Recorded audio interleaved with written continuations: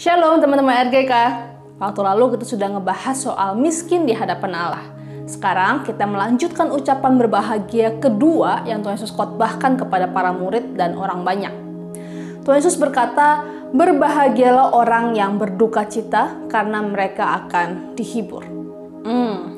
Lebih aneh ya dari perkataan yang pertama. Bagaimana mungkin kata berbahagia bisa berdampingan dengan kata berduka cita? Dua hal yang rasanya nggak mungkin bisa bersatu. Tapi mari kita lihat lebih jauh, berduka cita semacam apa yang dimaksudkan oleh Tuhan Yesus yang dapat dikatakan berbahagia. Pertama, kita disebut berbahagia waktu kita berduka cita atas keadaan-keadaan hidup. Teman-teman, kita hidup dalam dunia yang menaruh standar kebahagiaan kepada banyaknya harta, prestasi dan pencapaian yang mantap, pacar yang cakep, keluarga yang harmonis, jalan-jalan ke tempat yang instagramable, dan hal-hal lainnya yang kalian bisa bayangkan. Hal-hal semacam itulah yang Ayub juga miliki, yang kita sebut sebagai keadaan yang diberkati. Dia kaya raya, memiliki pernikahan yang bahagia, dan menjalani hidup dengan baik. Kemudian badai kehidupan menerpa Ayub lewat pencobaan yang iblis lakukan. Dalam waktu singkat, Ayub kehilangan semua hal yang ia miliki. Anak-anaknya mati semua, ternaknya lenyap semuanya, dan kesehatannya pun merosot. Nasihat terbaik yang bisa diberikan oleh istrinya adalah, kutukilah Allahmu dan matilah.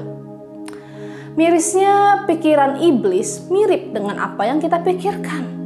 Ketika keadaan buruk datang, maka Ayub akan berpaling dari Allah dan mengumumkan bahwa percaya kepada Allah itu adalah hal bodoh dan sia-sia.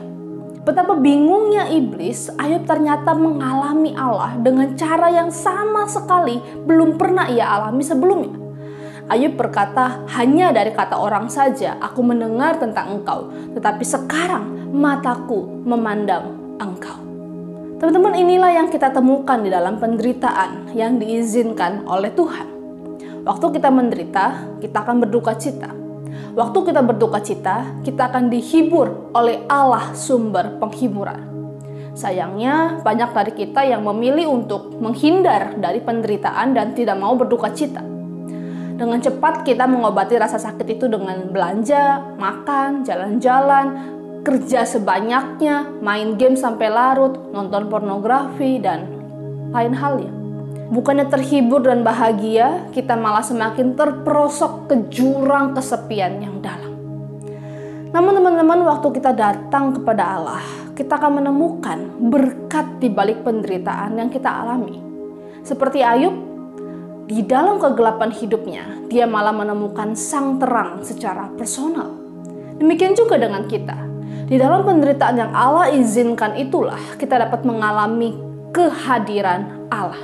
Inilah yang membuat kita disebut berbahagia. Yang kedua, orang yang berbahagia adalah mereka yang berduka cita atas dosa dunia dan dosanya sendiri. Teman-teman, dunia yang sudah jatuh ke dalam dosa ini pelan-pelan mulai menyusupi kita dengan sebuah ajaran, kalau semua orang melakukannya, itu juga hak saya juga tidak melukai siapapun, berarti itu bukan dosa. Sebenarnya dalam hati kecil kita tahu itu dosa. Tapi kita berusaha membenarkan diri kita dan berkata, it's okay, others do it.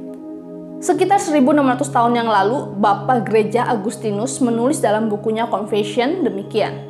Dosa saya semakin tak terobati karena saya berkata kepada diri sendiri bahwa saya bukan pendosa.